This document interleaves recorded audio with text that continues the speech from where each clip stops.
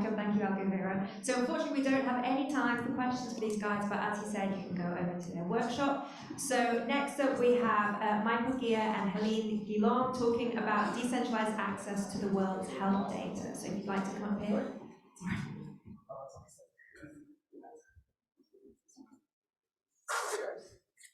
Because here's a map of PC. Got it.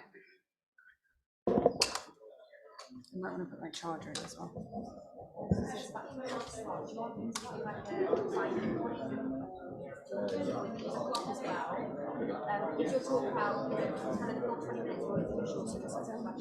I think we'll try to go shorter and have some questions. Okay, so I'll tell you. Videos, right? Yeah, no, there is a speaker. Okay. There's an online speaker, but they're going to sort it. Oh, they have it? So it's 20 minutes for the whole thing. 20 minutes. Yeah, if you give me the 5 minutes, then we'll try to get some time for questions. There's meant to be an online speaker as well. That's Helene. I just spoke to them. They said that it's possible. They're doing it, but I don't know where she is. I'm here. Are you calling her? No, they've done it. They're doing it in the AV room. Yeah, but I don't know where she is. There she is. Perfect. Hello? Good? Awesome. We got Helene's audio. Yeah, I'm here. Can you hear me? It works? Perfect. Nice. Yeah, so I'll start off really quickly. I mean, this is such an awesome collection of folks that a bunch of us see each other around the world at different conferences. Like I saw Laura at Web Summit. I see Lawrence in the most random cafes around the world with VitaDAO. I luckily see Avi all the time. Now that he's more in London. I will point out the last VIPs is my daughter Nina, and my wife Marina, and also one of the Humanity team members, Rita, sitting over there. So, yeah, so Helene, maybe if you want to start off just giving your background, and I'll give my quick background, and then we'll jump in. Hi, I'm Helene, the founder and CEO of Wild AI, and I am here today because of what we're doing together with Humanity, which Mike is going to delve into. And what we are doing is we are the platform for women to perform. The way it works is that we are an app. Women log into the app and we collect data from wearables and daily questions, aggregate these two, and based on that, it gives us a readiness score from which we give personalized recommendations on how to eat, train, recover with their menstrual cycle if they have one, or if they're menopause with their symptoms, or if they take any type of birth control with their symptoms. So we have a lot of data sets that are very personal from women. We are able to adapt to them, and we're doing continuously research as well on our own data, as well as with researchers from universities, and now as well from third-party apps like Super Sapiens, continuous glucose monitor, on what can we actually learn from these data sets. A very quick example, the typical graph that we know of a woman is that she peaks, so a menstrual cycle, in the middle you have ovulation, towards the end premenstrual symptoms, and then start again with the periods. She peaks at ovulation, and then her performance dips. And what we've discovered with our data is that actually some women have the opposites. So they actually dip at ovulation time. So we try to understand why is that. Is because they have ovulation pain, and for them ovulation is a hard moment. So we are able to actually learn continuously with our data. And that's us in a nutshell. Awesome. Yeah, and then so my background was like actually a few of us was dating sites and social networks. So I wanted to be an astronaut. I went to Moscow, met a guy. We created a big dating site called Badoo. But then, like all of us, we eventually understood that the cliche that if you don't have your health, you don't have anything was very, very true because of unfortunate kind of situations with different family members. And so we jumped in to create Humanity. And so Humanity allows you to monitor your rate of aging, because I was sitting around with amazing people like Avi and other people looking at longevity. And my big question was, how do we actually actively monitor this? And then actually start to find out, as Helene was talking about, how do we actually personalize this towards the actions that you need to take? because if we can continue on this route towards trying to find the one size fits all, it's the wrong route, and we should all just recognize that right now and just start personalizing, and that's what AI and data can do. And so I think Helene can walk us through kind of a few of the problems. There's a ton of problems with not having access to data, but she'll walk you through just a couple of them. This is pretty dramatic, but lack of data is killing people. And we can actually save people with more data sets, more health data. For instance, lack of data, I'm specialized on women, obviously, but lack of data of like testing things on women means that we are using drugs that are actually not tested for us. And you know, when you look on a medical drug box, it's written not for pregnant women. It's not necessarily because it's actually bad for pregnant women, it's because it's not tested on them.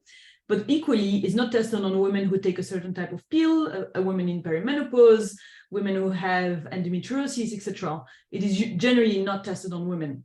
So we actually, and you know, through COVID, that some vaccine was actually increasing the possibility of having blood clots. But that's also true when you take a pill. So what happens when you combine both? And that is only for one vaccine, but it's actually true for a vast majority of drugs. So the fact that we don't know enough can kill people in that sense. Or to give you another one, dummies in cars crash tests are tested with male dummies, which are big and taller and bigger than women. And so actually the mortality rate for women in car crashes is higher because it's just not tested on us. So yeah, lack of data at creation level can lead to killing us, but also it just leads to a huge opportunity, meaning that we can learn so much and provide such a better personalized approach and better service to individuals, women, but equally men of all different type of profiles, etc. That's why we're very interested as companies, humanity and Wild AI, in this really hyper personalization of your own data sets.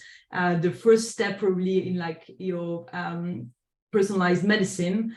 And I love this book of Eric Topol, The Patient Will See You. We own this data, so we actually could really know more about our own bodies and act better.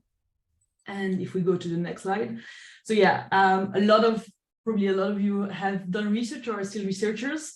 And a lot of our work as researchers is actually, what kind of data can I have? How can I get these data sets?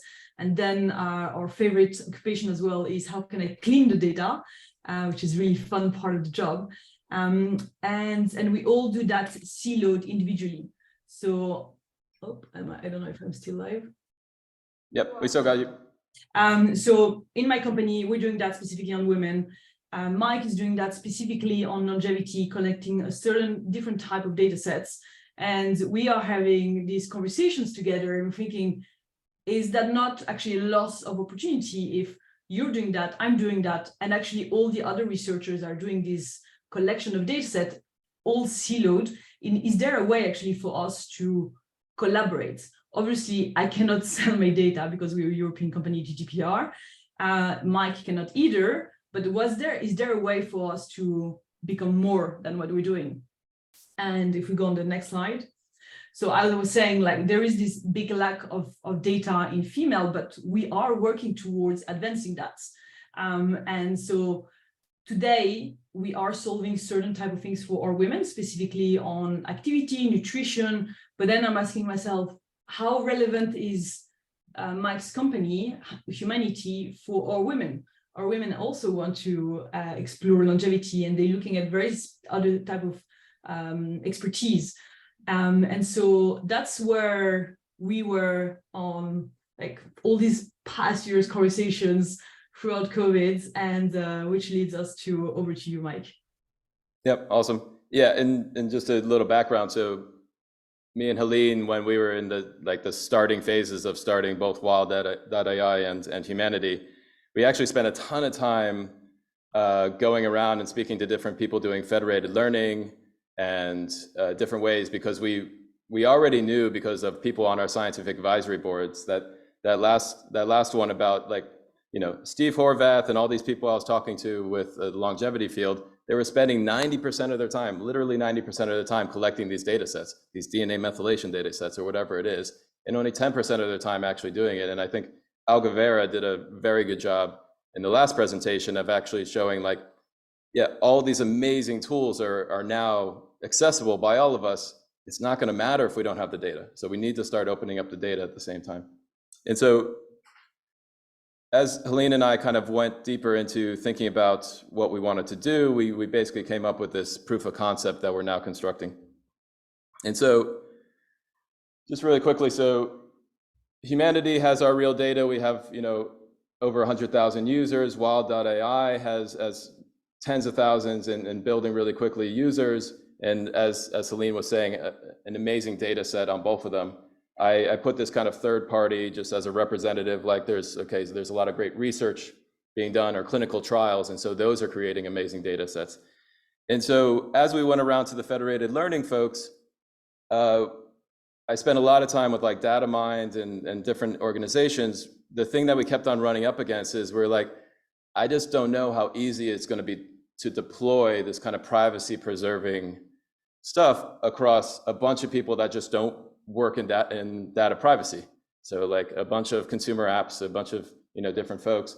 And so and I think I was probably pushed a little bit in this direction with a friend that worked on the protein folding team at Google, but at DeepMind. But what we wanted to do is said, hey, let's not actually let any of that data out. Let's not let any access to it. Let's actually firewall it completely. If you are a user of Humanity, you gave me your data, it's with Humanity. If someone comes to if that person comes to me and says, hey, delete it, I delete it. It's not anonymized, it's not sent off anywhere. It's actually still just where the person gave it to us. But what we can do, and deep learning has kind of like one of the side products of deep learning is actually learning all the relationships between all the variables. What we can do is actually each of us start creating synthetic data sets. And so what we're doing right now is Humanity is creating a synthetic data set. It's one of the things that Rita's working on quite a bit. Wild.ai will start creating a synthetic data set, and we'll bring other partners. Actually, part of this is a call to action if anybody else wants to do this with us. And the next step is right back to the federated learning. So we're going to spin up our federated learning servers. We'll basically train across all those synthetic data sets. And I think there's been a part of this, and I just want to emphasize the synthetic data. I think 5 years ago, there was a lot of arguments about why you should, synthetic data is just not as good or even close to as good or usable as the real data. Those arguments don't hold a lot of water anymore when you actually dig into the power of the deep learning that's available. And so this is what we're building. I think the importance of it is really that all these AI tools will have access to all this data, and the impact of it will be the size of the impact of the internet. Is you need to be able to, the end goal of all of this is not you're a researcher at this university and you put in an application, and of course we're going to give you access to that data. The impact, the end goal of all of this is every single person in this room, every single person in the train station over there, every single person on the street can actually get access to the synthetic data, run models. They heard about ChatGPT yesterday. They can start running, something similar on top of this data that night because they got some extra time before they got to meet their friend. Like that's the level of massive impact change that we're trying to do with this, and the synthetic data ends up being a big part of that. This is just a fun one because I was coming through a DSci, just because you got to do something with GPT. So decentralized science, and I just highlight the things that are like so important. Increase the diversity of perspectives. But the last one, more accessible to researchers and communities have traditionally been underrepresented in science. So it's not just that you have more data on females, it's that you give all the females on Earth the ability to access it as well. You attack it from those two sides, massive impact. And just to give you, so this is real data in these charts. It's not very readable, it's early days. But basically what you're seeing there is female, male, and then, the definition of overweight and normal weight. And those are different actions. So high intensity exercise, sleep, steps, that's what we're seeing in our data already. And you can see that the bars are not the main takeaway, the bars are not the same shape. We are different. We see that very distinctly in the data that we already have, and Helene is seeing the same in her data. So we need to stop acting as if we can all do the same thing and be at the same level of health. And all this comes back, and just to kind of re-emphasize what it can bring us, Helene, if you want to just speak to like, what can this diversity of kind of data actually bring to wild.ai? So our ambition as a company is to be the platform in the world to be able to provide women of all ages, life stages, and ethnicities with the tools and knowledge to perform. So big ambition, it doesn't exist yet, but we actually demultiply our capacity by being able to extract knowledge from what humanity does and other companies. So that is really, for us, we see that as the inception of this huge potential of decentralizing the learnings and be able to apply that for specific use cases, each of us as companies. And our mission as humanity is, the small one of giving 1 billion years of, health back. By the models that we're using, we've already given back 40,000 healthy years. It's about extending health span. And so, that's what we're doing. I think it's a call, like I said, it's a call to action to, and I can already see a few people that have already spoken that, we should all be working together on this. And if anybody else wants to come and ask more questions afterwards, please find me. But I think we have time for questions right now, just from the audience.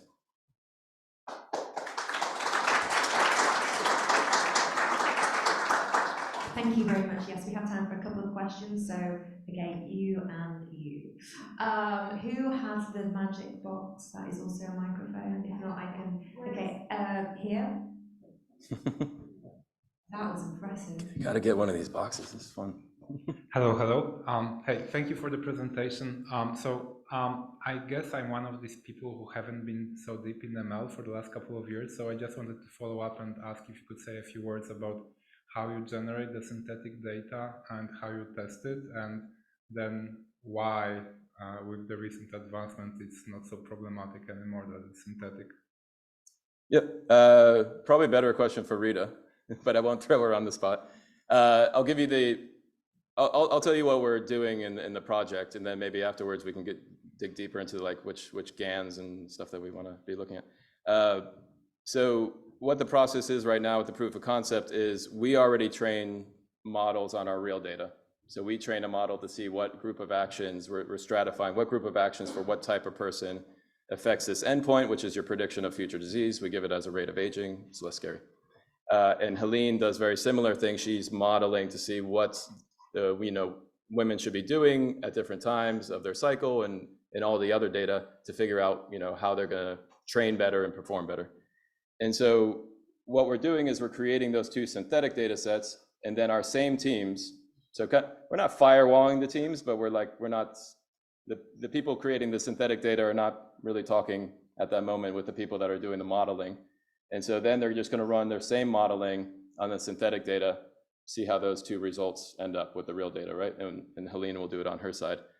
That's the methodology. I think it's actually maybe an open question. I mean, it's one that Rita's working on, is what is the best way? I think the hardest thing that we're dealing with right now, just to be quite open, is just time series data is harder than, static data. So that's what we're trying to get right. So. Thank you. And then if you can pass logs. Oh, okay. So time for one more question if there is another question anywhere. Okay, yes. Hi, I was wondering if you could talk a bit more about the data, what kind of parameters you collect, what are the labels, how do you guarantee data quality? Thank you. Helene, do you want to take that one? For on our end, what we take is two sources, wearables and manual inputs. So from wearables, type of wearables we partner or integrate with Oura Ring, Garmin, Apple Health, Fitbits, and the likes, and then manual input. So the data we get is activity, resting heart rate variability, body temperature, sleep patterns from wearables. In addition to that, on a daily basis, we take things like how well did you sleep, subjective, do you have any pains, where are those pains located, do you have a period, do you have any negative symptoms, Do you have any positive symptoms? Do you feel very eager to train? Things like that. Then we correlate these, and through the time series patterns, we are able to then start seeing, or you are able to start seeing through your reports, things that might come out. So for instance, you might identify that just before ovulation, you actually have a burst of energy, your resting heart rate is lower, and you do have a little pain in the right side of your belly. And so you might have never noticed that this is a pattern, but then we actually help you notice that as patterns. And then Mike, do you want to go over yours and then the rest of the question? Yeah, maybe just an interesting side of that is, I think when we started talking about this, and this is kind of one of my, not pet peeves, but things I always, like, a lot of great ideas stop because someone says one thing in one meeting. And the thing that we kept on getting is the data is too noisy. There's too many sensors, there's different, wearables, there's all this stuff. Actually, what we've seen as we've gone is, as long as you're labeling every single thing, the version of the software, the version of the type of wearable, all that stuff it goes into the database, and it goes alongside every single one of those readings.